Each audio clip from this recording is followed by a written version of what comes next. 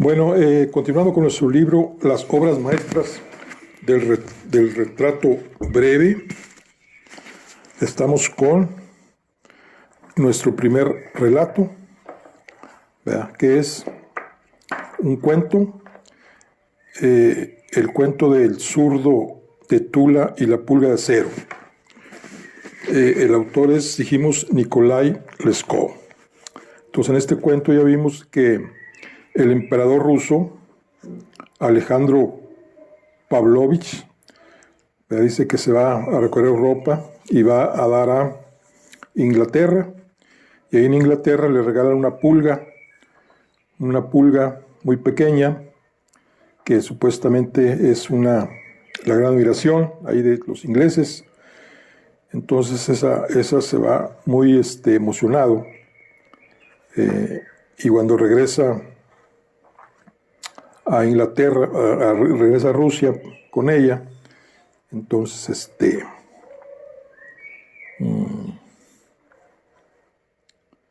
entonces dice que Alejandro guarda la pulga de acero en un joyero y se lo entrega a su zarina, a la emperatriz. Pero pasa el tiempo y entonces fallece. Entonces la emperatriz se lo regala al siguiente emperador, que es Nicolás Pavlovich. Y pues no le prestó atención a la pulga, hasta que después le pone atención y se pone a investigar a ver qué pasó. Entonces, pues en aquel entonces ya ves que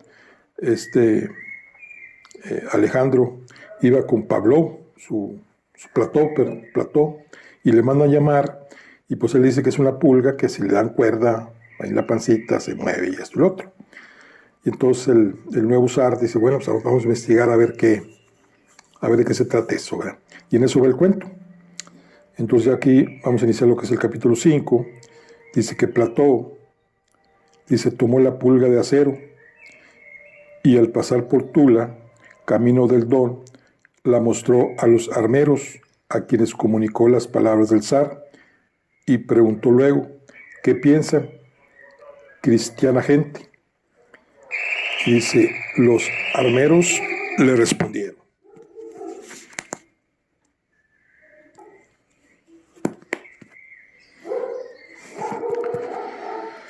Entonces, dice, los armeros le respondieron, nosotros, padrecito, agradecemos las generosas palabras de su majestad y nunca podremos olvidarlo por su confianza en nosotros, pero en esta ocasión no podemos decirte qué pensamos hacer, pues la nación inglesa tampoco es tonta, sino bastante astuta, y el arte de ella tiene un gran sentido. Contra ella hay que ponerse a trabajar después de haberlo pensado bien y con la bendición de Dios. Y si tú, como el zar, tienes confianza en nosotros, vuelve al don apacible. Déjanos aquí esta pulguita tal y como está, con el estuche y la tabaquera de oro del zar. Diviértete en el don y que se te cicatricen las heridas que has sufrido defendiendo la patria. Y cuando de regreso vuelvas a pasar por Tula, detente y mándanos a buscar. Para entonces, si Dios quiere, ya tendremos pensado algo. Eso le contestaron.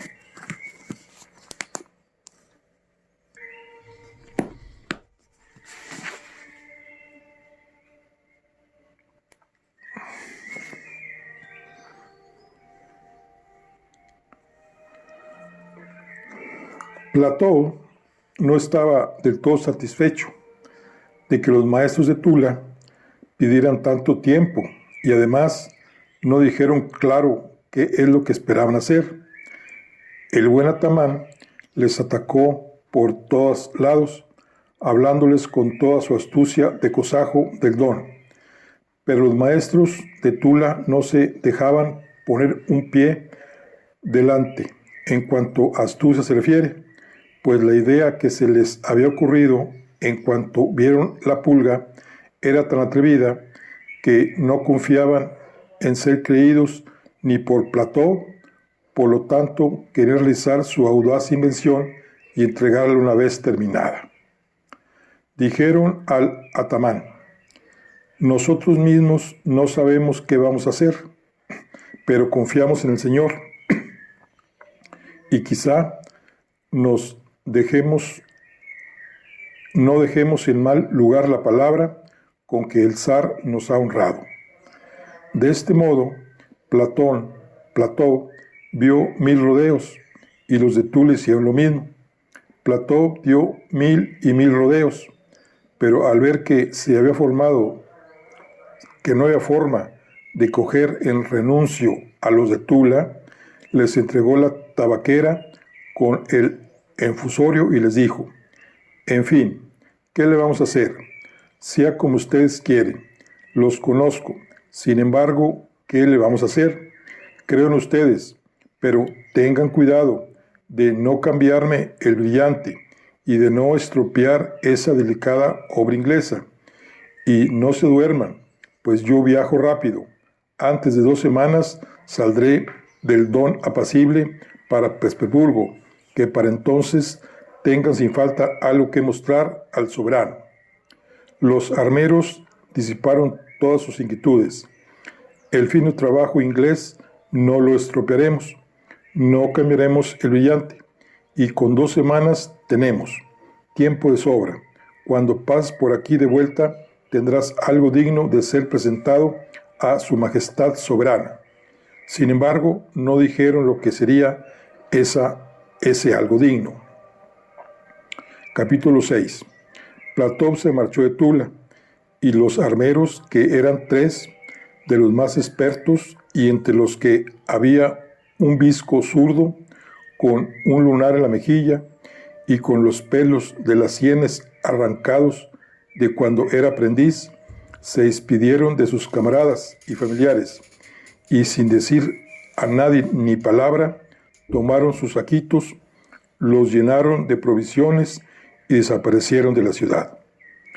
Lo único que vio la gente es que no se dirigieron hacia las puertas del camino de Moscú, sino que fue en sentido contrario, hacia Kiev, por lo que pensaron que iban a aquella ciudad a rezar ante los cuerpos impolutos de los santos milagrosos, o a pedir consejo a alguno de los santos varones en vida, de los que en Kiev siempre estaba lleno. Pero esto, que se aproximaban bastante a la verdad, no era toda la verdad.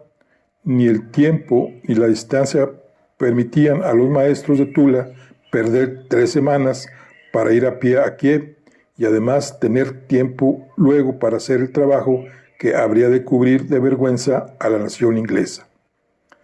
Más fácil les hubiera ido a rezar a Moscú, hasta donde no había más que 2 veces 90 verstas, y donde se contaban no pocos santos milagrosos. Y hacia otro lado, hasta Orel, también habían 2 veces 90 verstas, y desde Oriel hasta Kiev sus buenas 500. Tal camino no se recorre pronto, y una vez recorrido tarda uno en recobrarse de la fatiga. Las piernas por largo tiempo continúan tiesas como palos, y temblonas las manos. Algunos se figuraban que los maestros habían cacareado demasiado ante Platón, y que después, al serenarse, se habían acobardado y ponían tierra de por medio, llevándose la tabaquera de oro del zar, el brillante y la pulga inglesa de acero, el estuche, que en tal aprieto los había metido. Sin embargo, esta suposición era también infundada, inmerecida e indigna de aquellos artífices expertos en los que descansaban las esperanzas de la nación. Capítulo 7. Los de Tula, gente de cerebro y entendida en la metalurgia, son también famosos por ser los mismos conocedores de la religión. Su fama se extiende no solo por la tierra patria, llega hasta el mismísimo Athos, el santo. Su maestría no queda limitada a cantar haciendo gorgoritos. También saben pintar el cuadro Toque de Ánimas. Y cuando algunos de ellos se consagran por completo al servicio de Dios y se hacen frailes, pasan por ser los mejores economistas de los monasterios, y de ellos salen los limoneros más capaces. En el santo Athos saben que los de Tula son gente muy útil y que, de no ser por ellos, bastantes oscuros rincones de Rusia no hubieran visto muchas reliquias santas del remoto oriente. Y Athos pediría mucho de los sustanciales donativos producto de la generosidad y devoción de los rusas. Ahora, los tulenses de Altos llevan su santidad por todo nuestro país y recogen con suma destreza donativos, incluso ahí donde ni los pájaros encuentran qué picotear. Los de Tula son gente rebosante de devoción y excelentes prácticos en esto. Por lo tanto, los tres armeros que habían adquirido el compromiso de apoyar a Plató y con él a toda Rusia, no erraron tomando el camino hacia el sur y no hacia Moscú.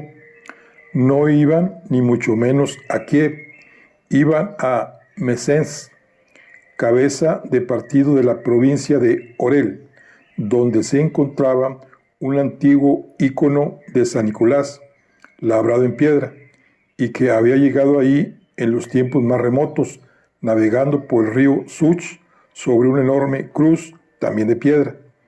Este ícono tiene un aspecto temible y horroroso. El santo de Mira está representado de cuerpo entero, todo engalonado con vestiduras de plata y oro, y tiene la cara casi negra. En una mano sostiene un templo y en la otra empuña una espada, atributo de la víctima de la guerra, de la victoria de la guerra. En esta victoria se encerraba precisamente el secreto de todo. San Nicolás es, en general, el protector del comercio y del ejército. El Nicolás de Mesbesco lo es con celo especial, y a él fueron a rezarle los tres maestros de Tula. Oyeron una misa a los pies del ícono, después otra junto a la cruz de piedra. Finalmente regresaron a casa de noche y, sin decir nada a nadie, pusieron manos a la obra en medio de un terrible secreto. Se reunieron los tres en la casita del zurdo, cerraron las puertas, echaron los póstigos de las ventanas, encendieron una lámpara ante la imagen de San Nicolás y comenzaron a trabajar. Un día, 2, 3, llevaban encerrados sin salir a parte alguna. Martillazo va, martillazo viene. Forjaban algo, pero ¿qué forjaban? Nadie lo sabía. Todos sentían curiosidad, pero nadie podía enterarse de nada, pues los tres maestros no decían «esta boca es mía» y no asomaban ni nariz. Iban a la casa toda suerte de gentes y aporreaban la puerta bajo mil pretextos, unos pidiendo fuego, otros sal, pero los tres artífices no abrían por nada del mundo. ¿Qué comerán? Nadie lo sabía. Probaron a asustarlos, gritando que ardía una casa vecina, con la esperanza de que, alarmados, salieran corriendo a la calle y se descubriera lo que estaban forjando.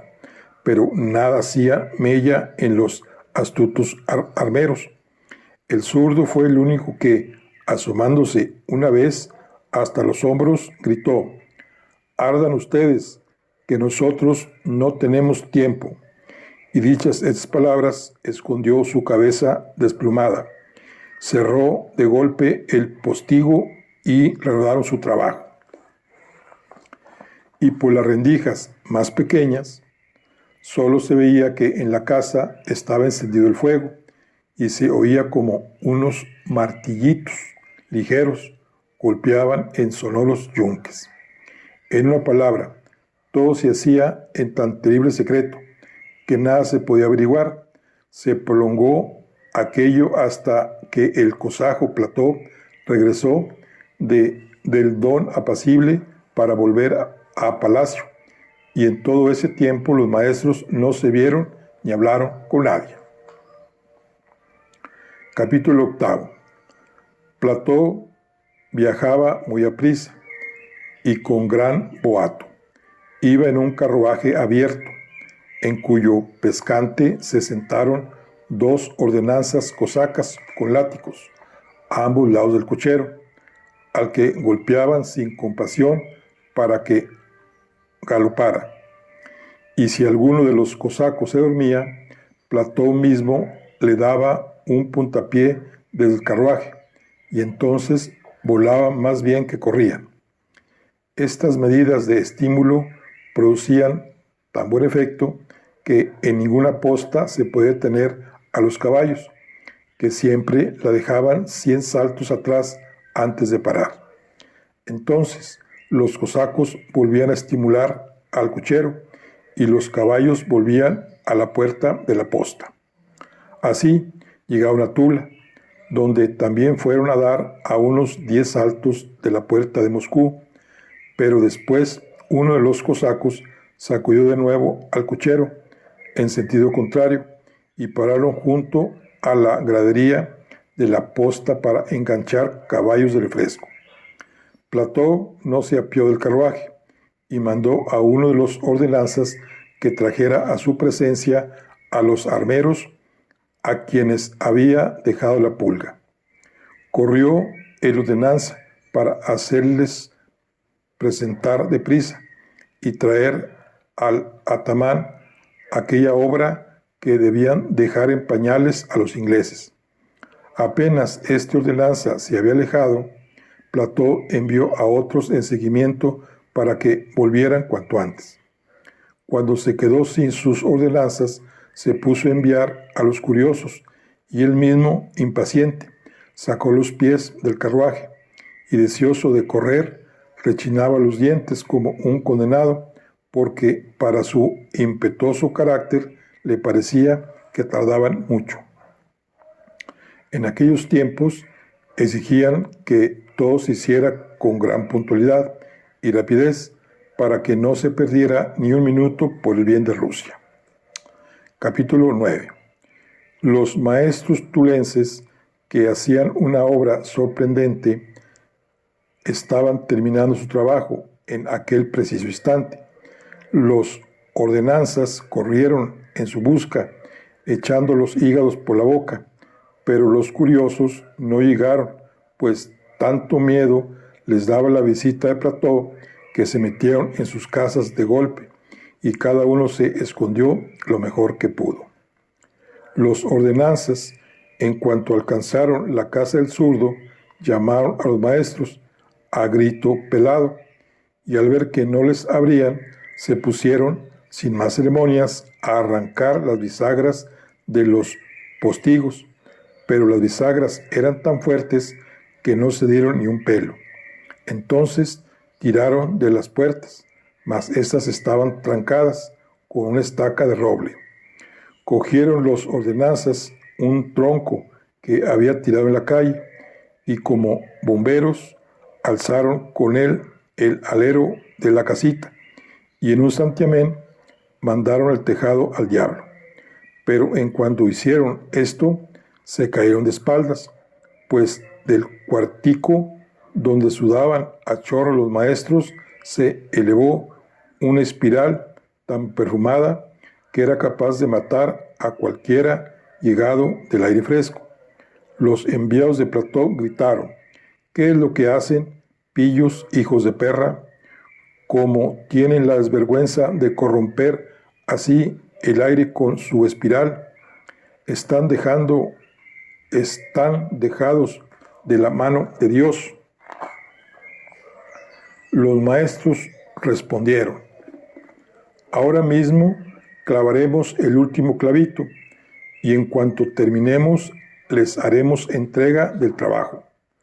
Entonces los ordenanzas les dijeron: antes de eso, Él nos comerá vivos y no dejará de nosotros ni el recuerdo.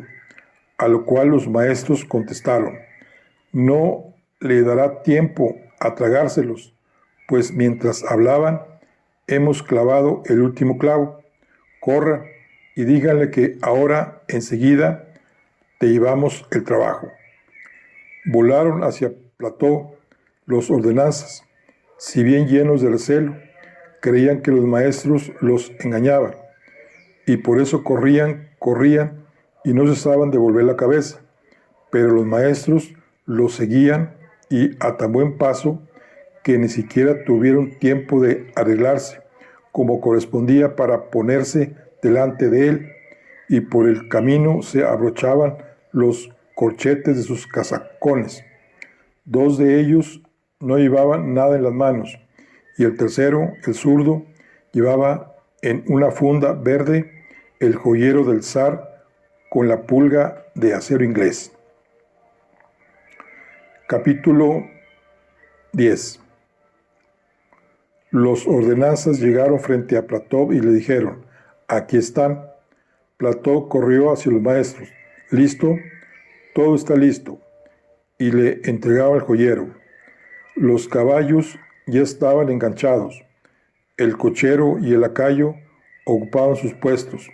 Los cosacos se sentaron en el pescante al lado del cochero y, levantando los látigos sobre la cabeza de este último, esperaban órdenes. Plató quitó de un tirón la funda verde, abrió el joyero y sacó de entre unos algodones la tabaquera de oro, y de la tabaquera la nuez hecha de un brillante. Entonces vio que la pulga inglesa estaba ahí, tal y como era antes, y que no había nada más. Plató dijo: ¿qué es esto? ¿Dónde está el trabajo con el que querían alegrar al soberano? Los armeros respondieron: ahí está también nuestro trabajo. Plató preguntó: ¿en qué consiste? Pero los armeros contestan: ¿para qué explicarlo? A la vista está, tenga a bien verlo. Plató, encogiendo los hombros, gritó con gesto fiero: ¿dónde está la llave de la pulga? Ahí mismo le respondieron: ¿dónde está la pulga está la llave? En la misma nuez. Plató quiso coger la llave, pero tenía los dedos encogidos, y por mucho que se empeñó, no pudo agarrar la pulga ni la llavecita que se metía en el agujerito de su panza. Entonces montó en cólera y puso verdes a los maestros con sus mejores juramentos cosacos. No han hecho nada, pícaros, gritó, y encima estropearon la pulga. Les voy a arrancar la cabeza. Pero los tulenses le respondieron: mal haces en insultarlos.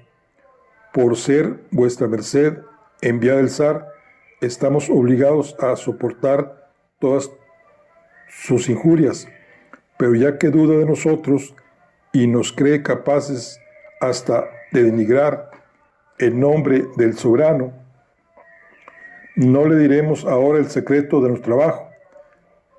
Tenga Usia a bien presentarlo al zar, que él verá quiénes son sus gentes y si tiene motivos para avergonzarse de nosotros. Pero Plató gritó: mienten, sinvergüenzas, no crean que la cosa va a quedar así. Uno de ustedes vendrá conmigo a Petersburgo, y ahí le sonsacaré las artimañas que tengan. Y dicho esto, alargó el brazo, y con sus dedos encogidos agarró al zurdo por el cuello de la casaca, con tanta fuerza que saltaron los corchetes, y lo echó en el carruaje, dejándolo a sus pies. Estate ahí quieto, como un perro de janas, hasta que lleguemos a Petersburgo, le dijo. Tú me respondes por todos. Y ustedes, se dirigió a los ordenanzas, arreen, no se duerman, y que pasado mañana me encuentre ya en Petersburgo, en el palacio del zar. Los maestros no se atrevieron más que a interceder por su camarada, diciéndole a Platón que como se lo llevaba sin documentos, no podría luego regresar. Pero Platón, por toda contestación, blandió ante sus narices un puño terrible, lleno de bultos y de cicatrices mal cerradas, y les dijo: ¿os gusta este documento? Luego el atamá ordenó a los cosacos: arreando, muchachos. Los cosacos, los cocheros y los caballos emprendieron su trabajo a la vez. Se llevaron al zurdo sin documentos, y pasados 2 días, como había mandado Platón, llegaron a palacio, a tal carrera que se pasaron de las columnas.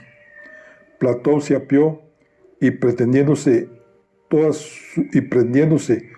sus condecoraciones, fue a presentarse al zar, mandado a los ordenanzas cosacos que se quedaran a la entrada y que no se quitara ojo al zurdo.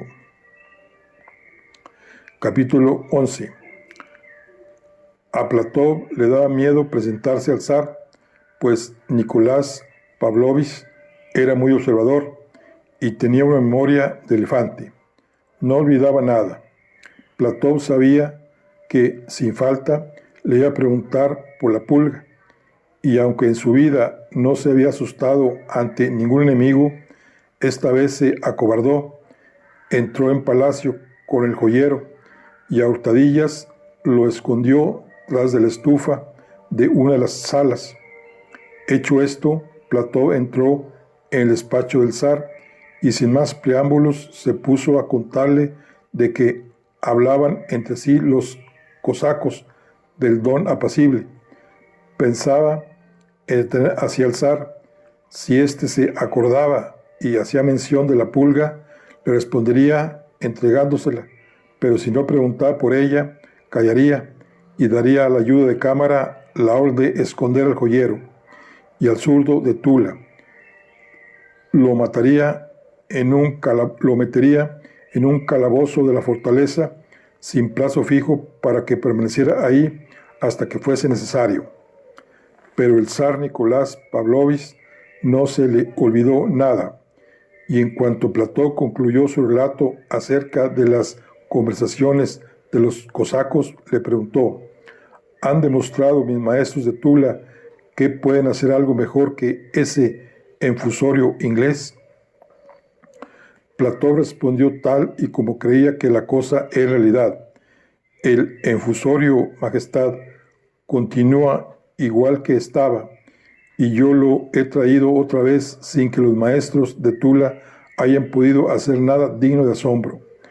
El zar le respondió: tú eres un viejo valeroso, pero eso que me dices no puede ser verdad. Platón le aseguró que era como él decía, y le contó punto por punto todo lo ocurrido. Y cuando dijo que los tulenses le habían pedido que mostrase la pulga al zar, Nicolás Pavlovich le dio una palmada en el hombro y le dijo: traedla. Yo sé que mi gente no puede engañarme. Seguramente habrán hecho algo extraordinario. Capítulo 12. Sacaron el joyero de detrás de la estufa, le quitaron la funda de paño verde, abrieron la tabaquera de plata y la nuez de brillante, y ahí estaba la pulga tal y como era. El zar la miró y dijo: ¿qué demonios es esto? Pero no perdió su fe en los maestros rusos. Mandó llamar a su querida hija Alejandra Nikolaevna y le ordenó: tú tienes los dedos finos, coge la llavecita y dale cuerda al mecanismo que ese fusorio tiene en la barriga. La princesa dio unas vueltas a la llave y la pulga movió sus bigoticos, pero sus patitas no dieron señales de vida. Alejandra Nicolemna dio toda la cuerda, pero el efusorio, no obstante, no bailó el dance ni dio ninguna veración a los lados como antes hacía. Platón se puso verde de ira y gritó: ¡ay, hijos de perra! Ahora comprendo por qué no me querían decir nada. Menos mal que he traído a uno de esos alcornoques. Con esas palabras bajó corriendo al portal, agarró al zurdo por la pelambre y le dio tales tirones que le arrancaban los cabellos a puñados. El zurdo, cuando Platón se cansó de zarandearlo, se recobró y dijo: cuando era aprendiz me arrancaron todos los pelos. No sé qué necesidad hay ahora de repartir eso en mi persona, de repetir eso en mi persona. Esto es, replicó Platón, porque yo tenía fe, saqué la cara por ustedes, y en pago han estropeado un objeto rarísimo. El zurdo le respondió: mucho nos satisface que haya sacado la cara por nosotros, y en cuanto a estropear, nada hemos estropeado. Mire la pulga con un microscopio de mayor fuerza. Platón corrió al despacho del zar a decir lo del microscopio, amenazando antes al zurdo: aún cobrarás, hijo de tu madre. Y después de mandar a los ordenanzas que amarraran al zurdo codo con codo, voló escaleras arriba, resollando como el fuelle y barboteando: Santa María, Madre de Dios, ruega por nosotros los pecadores, etcétera, etcétera, como es debido. Y los cortesanos que estaban plantados como estacas en los peldaños de las escaleras le volvían la espalda, y como le tenían rabia, pues por lo valiente que era, pensaban: vaya berenjenal en que se ha metido Platón, ahora mismo el zar lo pondrá de patitas en la calle. Capítulo 13. Apenas Platón comunicó al zar las palabras del zurdo, Nicolás Pavlovich exclamó alegremente: ya sabía yo que mis gentes rusas no me engañaban, y ordenó que le trajeran el microscopio en un cojín. Se lo presentaron de inmediato, y el zar cogió la pulga y la colocó debajo de la lente, primero de espaldas y después de costado, y finalmente panza arriba. En una palabra, la examinó por todos lados, pero no pudo ver nada. Sin embargo, el zar no perdió su fe y únicamente dijo: tráiganme enseguida a ese armero que está abajo. Platón intervino: habría que vestirlo, pues lo traje tal como lo pesqué y ahora ofrece muy mal aspecto. Pero el zar lo atajó: ¿qué más da? Tráiganlo, y como esté. Platón dijo al zurdo: anda, ve tú mismo, hijo de Barrabás, responde ante el soberano. Pero el zurdo replicó: bueno, ¿y qué? Iré y responderé.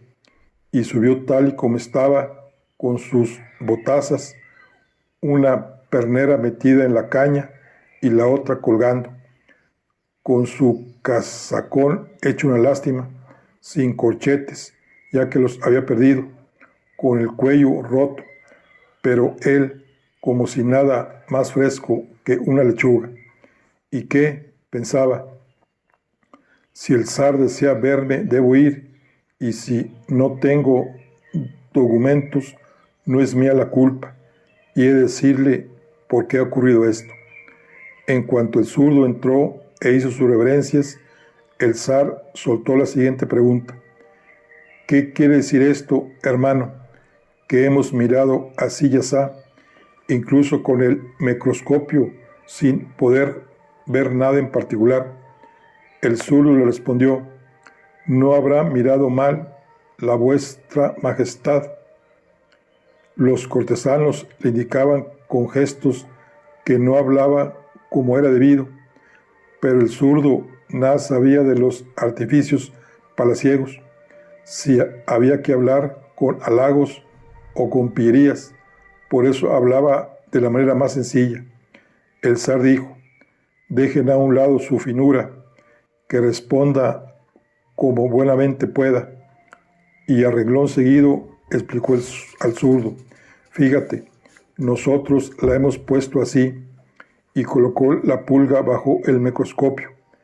Mira tú mismo, no se ve nada.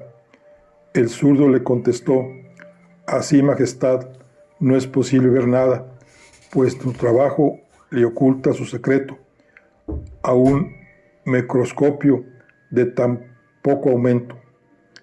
El zar le preguntó: ¿y qué hay que hacer? Poner una sola patita bajo todo el microscopio, dijo el zurdo, y mirar por separado cada uno de sus taloncitos, con lo que pisa. ¿No te parece, dijo el zar, que eso es demasiado pequeño? ¿Y qué le va uno a hacer?, responde el zurdo, si sólo así se puede distinguir nuestro trabajo. Entonces se pondrá de manifiesto todo lo sorprendente que hay en él. Hicieron lo que decía el zurdo, y apenas aplicó el ojo a la lente de arriba, el zar resplandeció, cogió al zurdo tal y como estaba sucio, lleno de polvo y mugre, lo abrazó, y besándolo se volvió hacia los cortesanos y les dijo: ven, yo sabía que mis rusos no me engañarían. Miren por favor ellos, los hijos de Satanás le han puesto herraduras a la pulga inglesa. Capítulo 14. Todos se acercaron a mirar. En efecto, la pulga tenía todas las patas erradas de verdad. El zurdo manifestó que aquello no era lo único sorprendente que había. Si el microscopio fuera mejor, dijo, de esos que aumentan 5 millones de veces, entonces podrían ver que en cada herradurita está grabado el nombre del maestro ruso que la forjó. ¿Y también tu nombre está?, preguntó el zar. No, respondió el zurdo, el mío no está. ¿Por qué? Porque mi trabajo es más pequeño que estas herraduras. Yo forjé los clavitos que sujetan las herraduritas, y eso no puede verlo ningún microscopio. El zar demandó: ¿dónde está el microscopio de ustedes con el que pudieron hacer esta maravilla?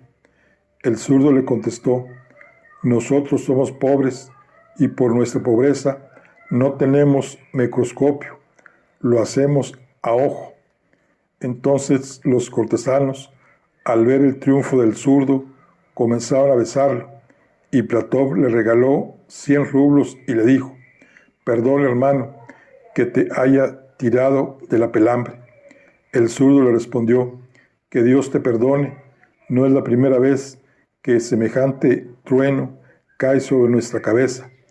Y nos dijo una palabra más, y no dijo una palabra más, pues no tuvo ni ocasión ni a quién dirigirla, ya que el zar se puso a ordenar que inmediatamente se empaquetase aquel efusorio errado y se enviara nuevamente a Inglaterra como regalo, para que comprendieran qué cosas como aquella no podían sorprendernos. Además, dispuso el zar que llevara la pulga un mensajero especial que supiera hablar en todas las lenguas y que lo acompañara el zurdo para que él mismo pudiera mostrar a los ingleses su trabajo y qué clase de maestros había en Tula. Platón bendijo al zurdo: que Dios te acompañe, y para el camino te enviaré vodka Kizlarka de mi propia bodega. No bebas poco ni bebas mucho, bebe regular. El atamán cumplió su palabra, envió al zurdo el vodka. El conde Kiselrode ordenó que bañara al zurdo en los baños públicos de Tuliacó, que lo pelaran en la peluquería, y le infundaran en la casaca de gala de un cantante del coro del palacio, para que se pudiera pensar que ejercía un cargo pagado por el Estado. Después de uniformarlo, como he dicho, lo hincharon de té con vodka, de plató para el camino, le apretaron el cinturón de cuero para que no le bailaran las tripas y lo llevaron a Londres. Ahí fue donde el zurdo comenzó a conocer el extranjero.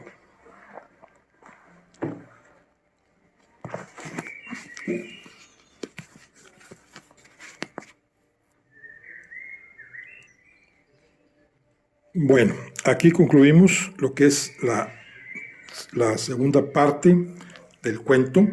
Estamos con el cuento de Nikolai Leskov. Es el cuento del zurdo de Tula y la pulga de acero. Entonces ya va el zurdo de Tula a Inglaterra a mostrarle las herraduras que le pusieron a la pulga. Pero ya el desenlace lo veremos en la siguiente. Hasta luego.